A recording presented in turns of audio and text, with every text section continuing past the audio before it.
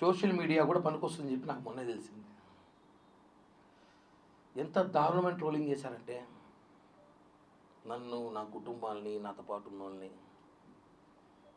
నేను ఒకటే అంటున్నాను, ఈరోజు ఈ ప్రెస్ మీట్ ద్వారా బాధేసి చెప్తున్నా, మనసులో బాధతో చెప్తున్నా. 26 రోజులు నేను చాలా నేర్చుకున్నా.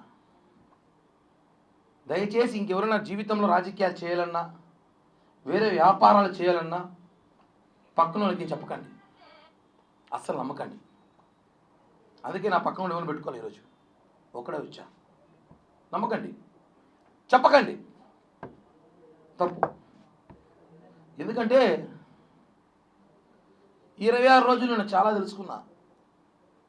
మనిషి ఇబ్బందుల్లో బాధల్లో ఉన్నప్పుడు ఇద్దరే నిలిచారు. నాకు చెప్పాను. ఒకటి పవన్ కళ్యాణ్ గారి ధైర్యం, 2 మీడియా, ఇంకా మహా అయితే కొంతమంది వేరే దేశాలలో ఉన్న జన సైనికులు రోజు ఫోన్లు చేసి అన్నా మేము ఉన్నాం భయపడకనే అన్నారు. నేను కాదని చెప్పట్లేదు. ఇక్కడున్న కొంతమంది జనసేన ఉన్న అందరూ ఉన్నారు. అంటే ఒకరు వచ్చి చెప్పేస్తే దాన్ని నమ్మడం అంత ఈజీ కాదు. దాని వాస్తవాలు తెలుసుకోవాలి. ఒక అడ్వకేటో ఎవరో ఉన్నాడు మొన్న, ఆయన ఈ ఇష్యూలో అతను ఒక ఆయన అడ్వకేట్ లాంటి వాడు. అడ్వకేట్ అది కాదు, అతని పేరు కూడా నేను చెప్పను. ఉప్పల్ బాల్ అంటాం మేమందరం. అతను ఇప్పుడు ఒక సమస్య వచ్చిందండి మనకి. ఆ సమస్య అడ్వకేట్కి చెప్పుకుంటాం, సార్ నాకు ఇలా మోసం జరిగింది, ఇలా నాకు అన్యాయం జరిగింది, నాకు డబ్బులు రావాలంటే తను ఏం చేయాలి? కోర్టులో పిటిషన్ వేయాలి, కోర్టులో వాదించాలి. సాక్షి టీవీ, సాక్షి పేపర్లో కాదు. తను ఏం చేశాడు? కిరణ్ రాయల పైన ఆరోపణలు ఉన్నప్పుడు నువ్వు ఆరోపణలు కోర్టులో చూపించు, అంతేగాని డిబేట్లు పెట్టి నీ పబ్లిసిటీ పిచ్చి కోసం నన్ను వాడుకోవడం కరెక్ట్ కాదు. నీ మీద కేసేస్తా, తిప్పిస్తా తిరుపతికి. ఛార్జీలు కూడా నేనే పెడతాను నీకు, అప్ అండ్ డౌన్ ఛార్జీలు కూడా తిప్పిస్తా. సాక్షి మీద కూడా కేసు వేస్తున్నా, చెప్పాను, ఆల్రెడీ చేశాను. ఒకటే అండి, ఒకరు వచ్చి మాట్లాడేస్తే మహిళ మాట్లాడేసింది అంతే, నమ్మేస్తారు జనం అంతే. వాస్తవం. ఆయన ఎందుకు మాట్లాడింది, ఎవరు మాట్లాడించారో తెలుసుకోలేకపోయారు జనం. అదే బాధ.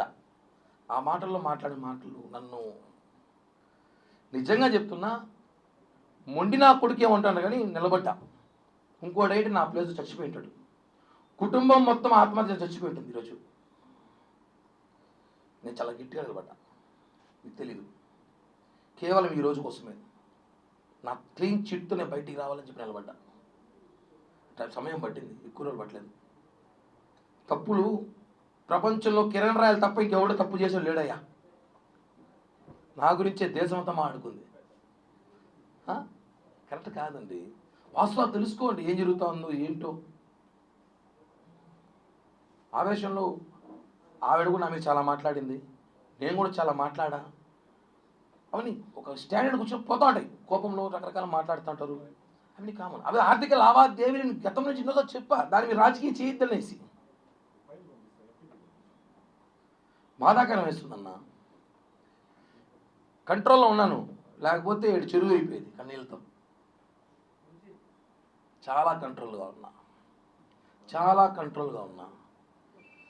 మా నాయకుడే మాకు ఇన్స్పిరేషన్. తప్పు జరిగి దాన్ని ఆన్సర్ వచ్చేలోపు నానా బీభత్సం చేసి 25 రోజులు 26 రోజులు నా ఇంట్లో సభ్యులు బయటకు వచ్చి నిన్నటి దాకా కూడా బయటికి రాలా. అంటే తప్పు గురించి కాదు కానీ ప్యాంట్లు చూపించిన వాళ్ళు బాగుంటారు, భార్యలను వదిలేసి 2-3 అమ్మాయిలతో తిరిగేవాడు బాగున్నాడు, గంట అరగంట సొక్కాయలు ఇప్పేసినవాడు బాగున్నాడు.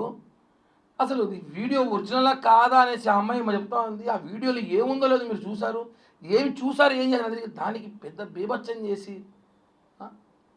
ఒకవేళ జరిగినా ఒక చైన్ వేసుకుంటే ఇది రాద్ధాంతం చేస్తారా అంటే ప్రపంచంలో చైన్లో అమ్మేడే మానేలు అందరూ షాపులు, బంగారు షాపులు మూసేసేట్రా. వాస్తవాలు మాట్లాడుతున్నా. ఎంతమందికి కాలితే నాకెందుకు? నా గురించి ఒకరు ఆలోచించినప్పుడు ఒక గురించి నేను ఎందుకు ఆలోచించాలి? 26 రోజులు చాలా నేర్చుకున్నా. నా జీవిత చరిత్రలో మర్చిపోలేని రోజులు.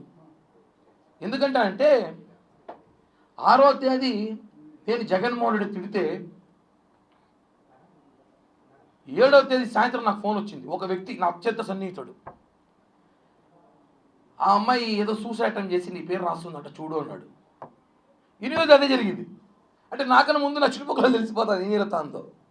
బాధ కదా. ఏం జరుగుతుందో నాకన్నా ముందు నా చుట్టుపక్కల తెలిసిపోతుంది, నాకు లేటుగా తెలుస్తుంది.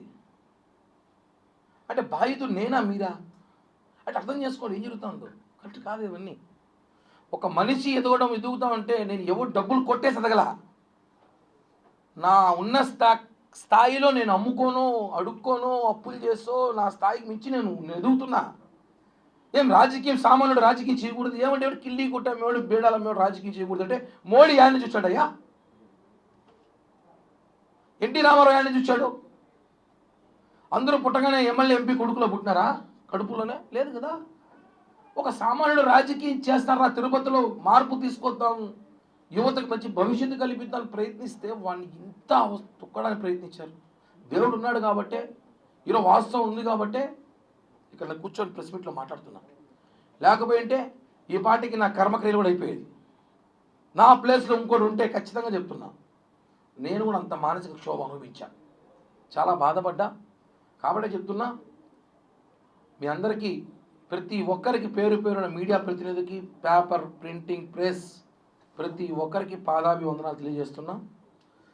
భవిష్యత్తులో మళ్ళీ త్వరలో జనసేన పార్టీలో నేను ఆల్రెడీ ఉన్నాను, పక్కకు పెట్టారు కార్యక్రమాలకి, అఫీషియల్గా వస్తా. ఈసారి వస్తే మాత్రం నాకు స్పీడ్ బ్రేకర్ లేవు.